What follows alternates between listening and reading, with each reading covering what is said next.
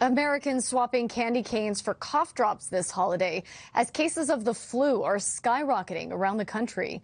New York City being hit particularly hard with preliminary hospital data showing that the week before Christmas, more New Yorkers went to emergency rooms with flu-like symptoms than during any other week in the past decade.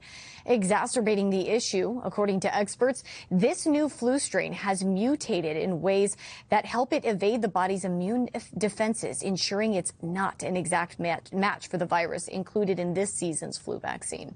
So joining me now is Dr. Anahita Dua, Associate Professor at Surgery at Harvard Medical School. Thank you for being in, Doctor. Now, because this flu strain and vaccine are not a match, does that mean that those who got the jab are still at risk of contracting it?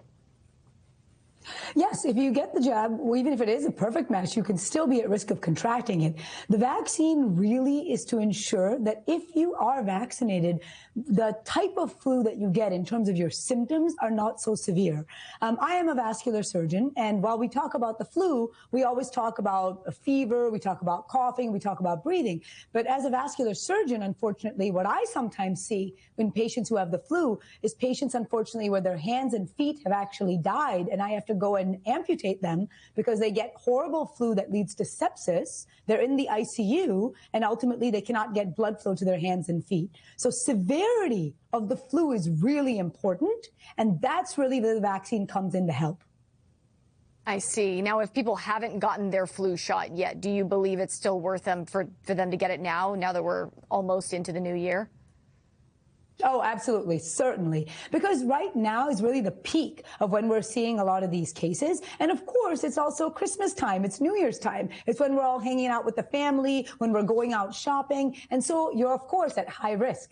And again, because it's Christmas time and because it's New Year's time, we're hanging out with grandma, we're hanging out with the kids. So it's really important to protect those people who are immunocompromised, those who are young, who can get really bad severity of disease. And so getting the flu shot, again, just prevents it from ideally spreading quickly, and of course, if you do get it, allowing you to get over it much faster.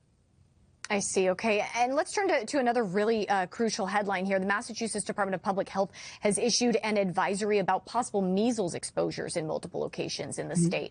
What should people be on the lookout for? And given the flu outbreak, what are the major differences here that people can keep on their radar? Well, that's a really important question. So one of the reasons that we're seeing so many people sick is because indeed there's a concoction of different types of viruses that are out there. Aside from measles, you've also got RSV, COVID's always flying around, and now you've got this horrible influenza A virus, which is of course the flu. And so what really you need to worry about is when you're in groups of people, especially someone who may be sick, those sick contacts, because all of these diseases are so highly contagious, can affect you. So the key is to protect yourself, keep yourself hydrated, and ensure if there are sick contacts that they stay at home for at least a week to get over the process. It's really difficult to say when someone is in front of you sneezing, coughing, or with a fever, what type of virus they have. But indeed, as you said, there's so many things flying around. You need to protect yourself and just stay away and ensure that you're well protected. All right, some critical health information for us today. Dr. Anahita Dua, thank you so much. Coming up in our next hour.